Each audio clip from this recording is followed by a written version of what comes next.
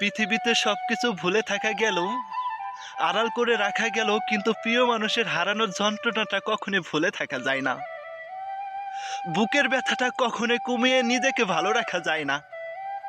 বুকের ভিতরে ধাউ ধাউ ধাউ ধাউ করে যে আগুন জ্বলে, পৃথিবীর মহা সমুদ্রের পানিও যদি বুকের ভিতরে এনে ঢেলে দাও, সেই আগুনটা নিভাইতে তোমরা কেউ পারবা না।